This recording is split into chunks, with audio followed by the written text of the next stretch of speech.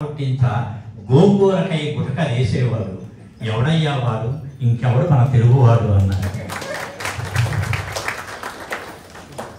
అట్టాకి తెలుగుదనం ఒట్టుబడుతోంది sir, మీతో చాలా సంతోషం సార్. తర్వాత విక్రమ్ కుమార్ రెడ్డి గారు చాలా సంతోషం. యూత్ ఇప్పుడు ఇంతసేపు చెప్పినట్టు సొసైటీకి యూత్ అవసరము.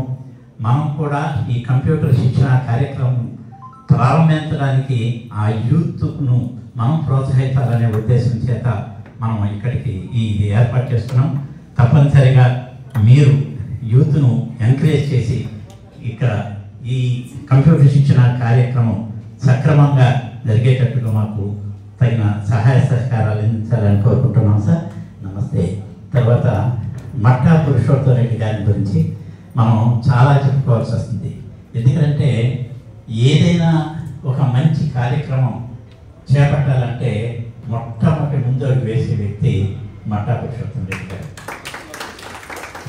ఈరోజు గోవిందధామం అందరికీ సేవలు అందిస్తూ ఉందంటే గోవిందధామం ప్రారంభానికి ముందు మొట్టమొదటిగా అప్పటికి కడగాలే లేదు, అప్పటికి ప్లానింగ్ చేయలేదు, కేవలం ఆలోచన మాత్రమే కలిగింది గోవిందధామాన్ని నిర్మిస్తామనేటప్పుడు.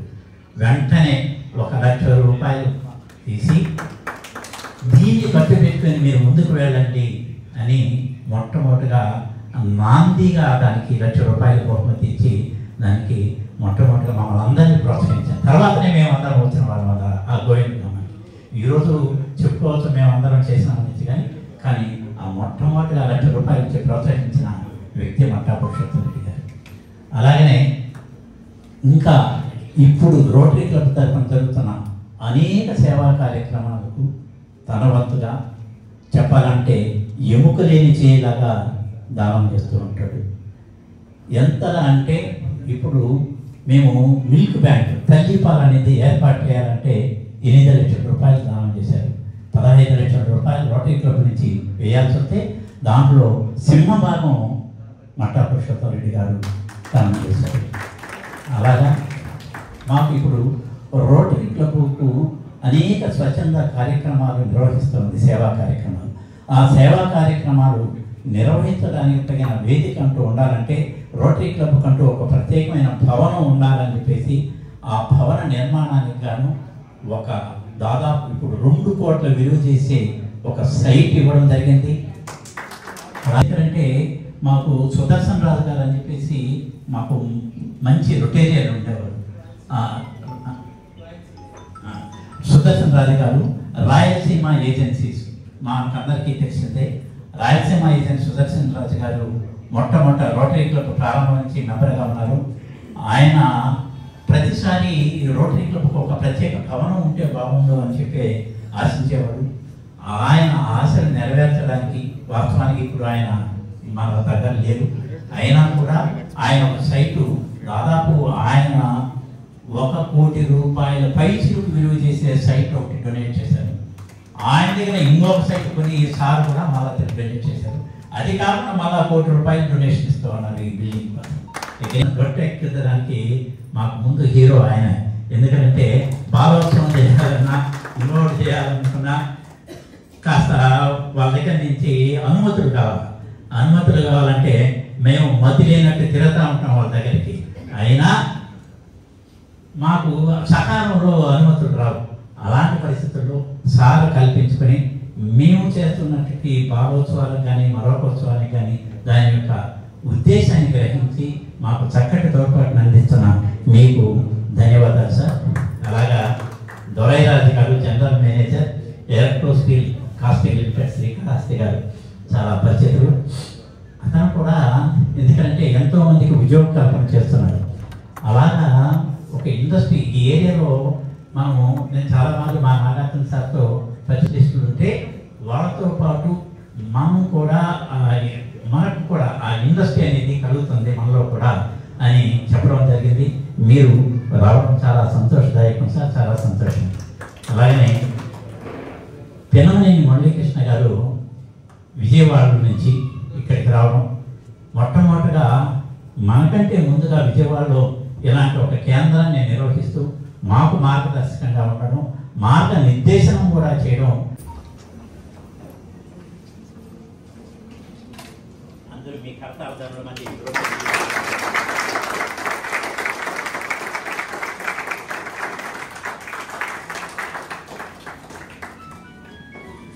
చాలా సంతోషం. ఈ బ్రోచర్లో ఏ కోర్సులు అందజేస్తున్నాం, ఈ బ్రోచరు పూర్తిగా సభికులకు అందజేస్తాం త్వరలో. అలాగనే ఇప్పుడు ఈ సమావేశాన్ని ఉద్దేశించి వారి యొక్క ఎందుకంటే అతిథులు వచ్చున్నారు, వాళ్ళు ఏం చెప్తారో విందాం, వాళ్ళ యొక్క అడుగుదాడులను అడుగుతాం. హేమలత ఎంఈఓ గారు దయచేసి వేదిక పైకి రావాలి. క్షమించండి, మీరు ఆలస్యం వచ్చినారు, మేము కూడా మిమ్మల్ని ఆలస్యంగానే వేదిక మీదకి ఆహ్వానించాం.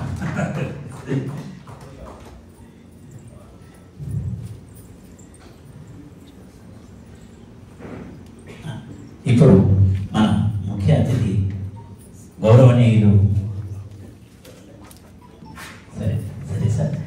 గౌరవనీయులు ప్రొఫెసర్ కెఎన్ సత్యనారాయణ గారిని ఈ సందర్భాన్ని ఉద్దేశించి తగిన సందేశం ఇవ్వాల్సిందిగా కోరుతున్నాం సార్. ఉగాది శుభాకాంక్షలు. నేను ఇంట్లో తెలుగు మాట్లాడినా, నేను చెన్నైలో పుట్టి పెరిగాను.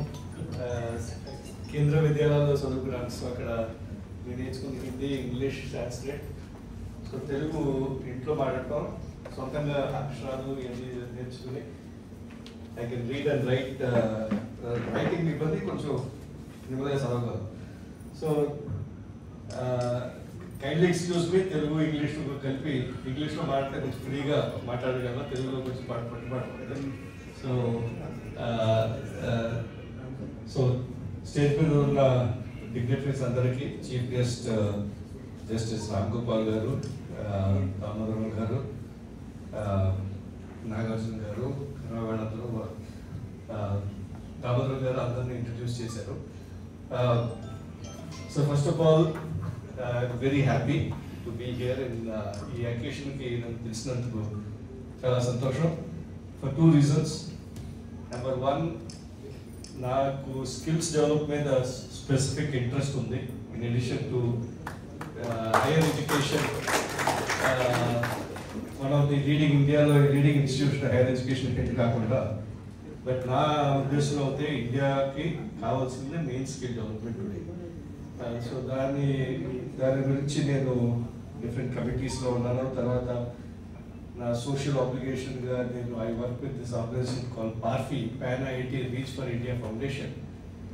మేము అది ఒక 20 మంది ఐఐటిలో చదువుకున్న వాళ్ళు కార్పొరేట్ సెక్టర్లో పనిచేసి, తర్వాత వాళ్ళు సోషల్ సెక్టర్లకి కాంట్రిబ్యూట్ చేయాలని వాళ్ళు ఉద్యోగాలు వదిలేసి వచ్చి జార్ఖండ్లో, మధ్యప్రదేశ్లో మేము వీటు ట్రైనింగ్ ఆఫ్, ఎందుకంటే ఇప్పుడు ఇక్కడ మనకి కన్స్ట్రక్షన్ జరుగుతూ ఉన్నా, మన ఎక్కడికి వెళ్ళినా, ఈవెన్ హోటల్కి వెళ్ళినా,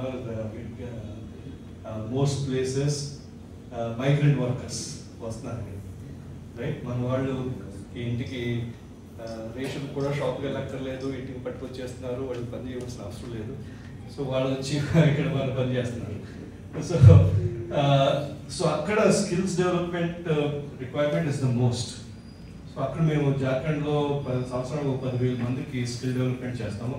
we run about 35 gurukuls and Kaushal Kendras, అది డిప్లొమా, ఐటీఐకి equivalent degrees, various skills, construction skills, textile skills, తర్వాత ఎందుకంటే టెక్స్టైల్ ఇండస్ట్రీలో పనిచేయడానికి అది, మ్యానుఫ్యాక్చరింగ్ స్కిల్స్, కల్నరీ స్కిల్స్, ఈ హోటల్స్లో కుకింగ్ ఇవన్నీ, తర్వాత ఏమో నర్సింగ్ స్కిల్స్, ఇవన్నీ డిగ్రీస్ వచ్చేలాగా. సో ఇలాగ మేము ఒక సంవత్సరంలో ఆల్మోస్ట్ 12,000-13,000 స్టూడెంట్స్ జార్ఖండ్ గవర్నమెంట్ తోటి క్లోజ్గా వర్క్ చేసి, ఇప్పుడు మధ్యప్రదేశ్ గవర్నమెంట్ కూడా మమ్మల్ని రిక్వెస్ట్ చేసింది అక్కడ కూడా స్టార్ట్ చేస్తాం. So I have some interest and I contribute some time towards this. And the second reason I'm here is Professor Prasad Garu, that he has been associated with this initiative. he was my senior colleague at IIT Madras. నేను కూడా IIT మద్రాస్లో ప్రొఫెసర్గా ఉండి ఇక్కడ deputation మీద ఈ IIT setup చేయడానికి వచ్చాను. So ఆయన డీన్గా ఉండేవారు, అక్కడ డీన్ స్టూడెంట్స్గా ఉండేవారు, హాస్టల్స్ ఇన్ఛార్జ్. నేను వార్డెన్గా ఉన్నప్పుడు for some time he was hostel incharge. But otherwise also I have great respect for him. So ఆయన ఫోన్ చేసి ఇలాగా జరుగుతుంది వెళ్ళాలంటే ఇంకా మీరు చెప్పిన తర్వాత ఇంకా రావడం తప్పదు. ఎందుకంటే ఏమైందంటే లాస్ట్ మా అబ్బాయి, అమ్మాయి, మా అల్లుడు, కోళ్ళు అందరూ వచ్చారు. First time we're here together as a family. So వాళ్ళు వచ్చి 10 వాళ్ళు వెళ్ళిపోతారు మధ్యాహ్నం. జస్ట్ 2 days బ్యాక్ వచ్చారు. సో మా ఫ్యామిలీతో చెప్పాను, ఆ టైంలో నేను ఎక్కడికి వెళ్ళను, ఇంట్లో ఉంటానని చెప్పాను. బట్ ప్రసాద్ గారు ఫోన్ చేసిన తర్వాత ఏమో ఆల్సో మన దామోదర్ గారికి ఫోన్ చేసి అదే and when it is something for skills, as I said I am always there. మన ఇండియాలో ఏమైందంటే if you look at technical jobs, ఇప్పుడు ఒక కంపెనీ ఉన్నా, ఒక కన్స్ట్రక్షన్ సైట్ ఉన్నా, మ్యానుఫ్యాక్చరింగ్ ఫస్ట్ చేసేది వెల్డర్ ఏంటి, ఫిట్టింగ్ ఏంటి, ఎలక్ట్రానిక్స్ ఏంటి అని ఐటీ ఎవరు చేయాలి. దాని తర్వాత సూపర్వైజర్స్ ఎవరు, supervisors are they should get diplomatic polytechnic నుంచే. తర్వాత ఇంజనీరింగ్ డిజైన్, సిస్టమ్ డిజైన్ చేసి దాన్ని ఇంప్రూవ్ చేయడానికి అది ఇంజనీర్స్. బట్ ఇండియాలో ప్రాబ్లం ఏమైందంటే I call this inverted pyramid. ఒక ఇంజనీరింగ్ పని చేస్తే చేయవలసిన పని, that is the design and other things, 2-3 supervisor ఉండాలి కింద. ఒక్కో సూపర్వైజర్కు 7-10 మంది workers who will be doing the actual work. So మనం ఒక ఇంజనీర్ తయారు చేస్తే ఒక ముగ్గురు అన్న పాలిటెక్నిక్ వాళ్ళు తయారు చేయాలి. ఒక పాలిటెక్నిక్ వాళ్ళు చేస్తే ఒక 7-10 మంది ఐటీఐ వాళ్ళు తయారు చేయాలి. బట్ మన సీట్లు చూస్తే కాలేజీలో there are more engineering seats then polytechnic seats then ITI seats. That's why I said inverted pyramid. So problem is skill availability. మనం ఇప్పుడు ఒక టర్మ్ యూజ్ చేస్తున్నారు ఎక్కువగా, డెమోగ్రఫిక్ డివిడెండ్. డెమోగ్రఫిక్ డివిడెండ్ అంటే ఇండియా మనం ఇప్పుడు దాకా ఒక 15 ఏళ్ళ ముందర దాకా మన పాపులేషన్ పెరిగిపోతానికి మనకి చాలా ఇబ్బంది, మన దేశానికి పాపులేషన్ పెరిగిపోయడం వల్ల అనేది చాలా మనం వీస్ బి వరీ. బట్ ఇప్పుడు ఏమైందంటే వరల్డ్ అంతా, whether you take Europe, you take Japan, you take China, వాళ్ళ population is ageing. Working population తగ్గుతున్నారు, ఏజింగ్ పాపులేషన్ ఎక్కువ అవుతుంది. చైనాలో వన్ చైల్డ్ పాలసీ కూడా రివర్స్ చేస్తారు, ఎందుకంటే they are getting into trouble. So ఇండియాకి పెద్ద అడ్వాంటేజ్ వచ్చింది. వరల్డ్ లో most productive age population is in India. 65% of the people in India less than 35 years. And 65%, more than 65% population is in the productive age. ఇంకెక్కడ world లో అంత. So that's become suddenly big advantage from India. కానీ ఇది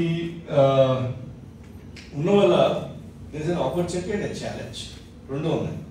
opportunity, మన rest of the world is ageing, మనకి young population. ఈ this advantage with expected to have till 2050 దాకా, 2055 దాకా, ఎందుకంటే మనకి పాపులేషన్ పెడతారు. ఇప్పుడు మన చీఫ్ మినిస్టర్ వీళ్ళందరూ సౌత్ ఇండియన్ స్టేట్స్ అందరూ గొడవ పడుతున్నారు, మన పాపులేషన్ పెంచాలి, నార్త్ లో పెరిగిపోతున్నారు, సౌత్ లో తగ్గుతున్నారు. So there is a big issue. That's I will not get into that. But there is also a worry. One is an advantage. Second challenge ఏంటంటే వాళ్ళకి, are we giving them adequate skills? Are we giving them adequate opportunities for job? ఇవన్నీ ఉంటే కానీ we'll have a lot of social problems. We will so అది మనం what we thought was a demographic dividend, is it becoming, we are losing, మన opportunity miss అవుతున్నామా, అదొక worry. ఎందుకంటే unless we skill out people, make them job. అందుకే మన honourable chief minister skill survey చేయాలన్నారు. Skills ఏమున్నాయి స్టేట్లో, మన state if it has to become a leading state, ఏం స్కిల్స్ డెవలప్ చేయాలి, ఫస్ట్ ఆఫ్ ఆల్ ఏముందో ముందు మనం కనుక్కోవాలి, దాన్ని బట్టి మనం డెవలప్ చేయాలి అనే he has been quite you know and visionary approach he is taking in this respect. So దీని గురించి So the skills వచ్చేటప్పటికి various skills are required for the children. And మనం వాళ్ళని తయారు చేయకపోతే we'll lose an opportunity and we'll also have a lot of other problems. A lot of young population without jobs. Jobs కి సరైన skills ఉన్నాయి. And today computers are becoming A job చేసినా computer అవసరం లేని జాబ్ లేదు. Whether it is a legal job or whether it is running a shop or whether it is running a manufacturing unit or a service unit, అన్నిటికీ computers are absolutely necessary. Whether it is for letter writing కానించి accounts maintain చేయడం కానించి stock registers maintain చేయడం అన్ని everything is computerized. So that is a skill everyone is expected to have. Then ఇప్పుడు అందరూ AI data science గురించి మాట్లాడుతున్నారు, artificial intelligence, a lot of discussion going on. ఈ artificial intelligence వల్ల చాలా జాబ్స్ పోతాయి. And also accounting, tally లాంటి accounting software, also they are planning so that the children, people who go through this training will be employable. Most important thing is employability. ఇప్పుడు ఏముంది, there are number of studies. Engineering college నుంచి బయటకు వచ్చే వాళ్ళని వాళ్ళలో there are studies saying that only 20% are employable, కొన్ని studies are saying 50% employable. So most of the people they are saying are not employable. And degree పట్టుకుని వస్తున్నాడు బయటికి, బయటకు వచ్చాక వాడికి ఉద్యోగం ఇవ్వడానికి కంపెనీలు రెడీగా లేవు. ఎందుకంటే there are many reasons. ఒకటేమో టెక్నికల్ నాలెడ్జ్, దాని ఒకటి వాళ్ళు ఏమంటారంటే సరిపోదు, సాఫ్ట్ స్కిల్స్ కూడా ఉంటాయి. They should be able to communicate. Both oral మాట్లాడటం ఏంటి, written communication, right? They should be able to work in teams. ఇప్పుడు ఏ ఆర్గనైజేషన్లో వెళ్ళినా you have to work in teams. Then they're looking at leadership skills. Then they're looking at other skills like this computer skills here. I know చాలా మంది మన students they are not up to the mark అని కంపెనీలు చెప్తున్నాయి. NASSCOM అని మన computer industry వాళ్ళు professional body ఉంది, వాళ్ళ స్టడీలో I have seen anywhere from 20% to 50% not employable. Various studies ఉన్నాయి, not employable అని అంటున్నారు. So I was also very happy to learn that along with this computer skills, they are also giving some English, spoken English skill also, but also I think some more things as to how to make them employable. Communication skills, spoken is one side, also written communication, skills kuda nerpiste along with the main computer with focus is because it's computing, but those skills are required. And I did Next for India Foundation లో చేస్తానని చెప్పాను. I am a board member, national wide board member. అక్కడ మేము we pick up children who are 10th class pass fail kind of children before we put them the training. First thing we have to teach them discipline. కొన్ని like time రావటం తర్వాత ఇవన్నీ. Then ఈ soft skills కూడా నేర్పుతారు in addition to the actual jobs. So ఇది కూడా మనం చేయాలి. ఇంకొకటి ఏంటంటే as we move forward we have the National Skill Development Council, NSDC, where they are formalizing skills certification. So our skills unde certification undante India lo ekkadana recognition. So ee programs start chesin tarvata slowly NSDC guidelines prakaram if you are able to give a certification, well employability also increases. That is something to be considered as you go forward. So the other thing వీళ్ళందరూ ఇక్కడ నుంచి తిరుపతి నుంచి Tirupati is అందరికీ బయట వాళ్ళందరికీ తిరుపతి ఏంటంటే spiritual destination. The pilgrimage is the main economy here, main lot of people, but Tirupati is turning out to be the educational hub of the state. Education major center it is becoming. In fact, India's best engineering college IIT ఉంది, India's best science college IISER is in Tirupati. Then we have SV University, Padmavati University, we have the National Sanskrit University. Moodu central universities ఉన్నాయి, state institutions and this. Then medical law we have SWIMS, Venkateshwara Medical College. Alage Mohan Babu University, private university is there. Mahila University is there, Padmavati Mahila University. Veterinary University of the state is here. Agriculture University one of the biggest campuses is in Tirupati. So Doro ante Sri City kante we have IIIT Sri City. We have Kriya University there, right? Alaga, so Tirupati is becoming a major educational hub of the state. So we should all use that opportunity.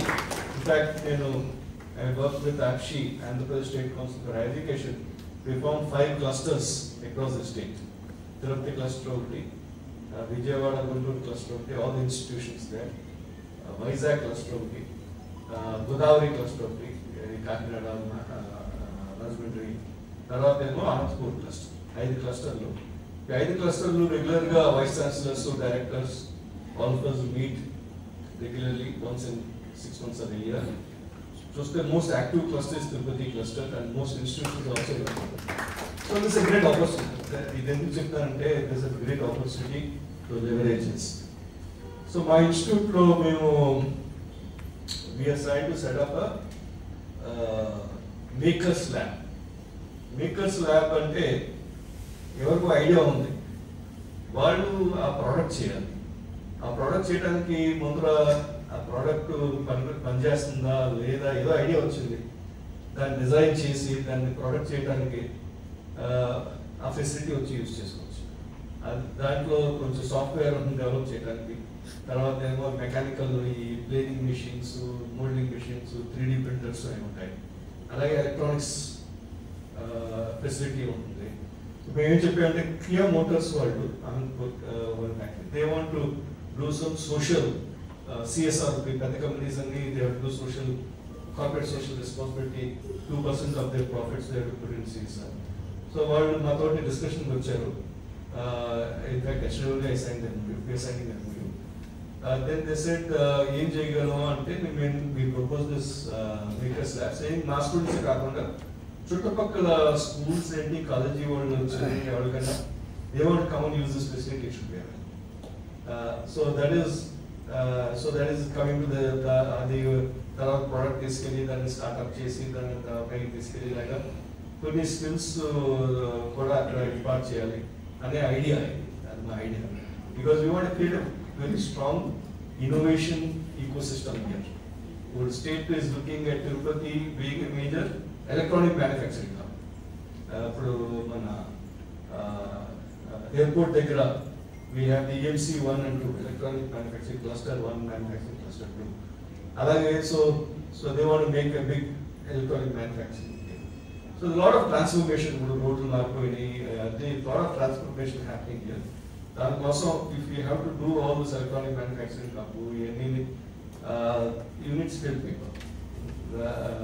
Lot of other manufacturing facilities are coming here. So manufacturing service, India economy more than almost 60% of the economy is dependent on services. So services computer skills, so maybe a lot of the things, whether it's from shops or banks or all these places. It's a very timely initiative that we have taken. So I would like to wish them the very best as we move forward, and thank you for the opportunity to interact. Thank you. ఇంతమంది మేధాశక్తి కలిగినటువంటి వివిధ ప్రభుత్వ రంగాలు, ఇంకా సేవా రంగాల నుంచి, మేధావుల నుంచి, ఈవెన్ ప్రేక్షకులు కూడా మేధావుల్లో భాగమే. ఇంతమంది వచ్చినందుకు చాలా సంతోషంగా ఉందండి అన్నాడు. ఇది సమాజానికి ఎంతో స్ఫూర్తిని కలిగిస్తాం. అట్లే డాక్టర్ శివప్రసాద్ గారికి వాళ్ళని ఏం తోడ్పడినా ఏమని చెప్పాలి తర్వాత అజ్ఞాత దాతలు వాళ్ళకి మనందరి తరఫున ధన్యవాదాలు చెప్పాలి. డాక్టర్ శివప్రసాద్ గారు మొట్టమొదటి విజువల్లో పెట్టారు 20 కంప్యూటర్లు.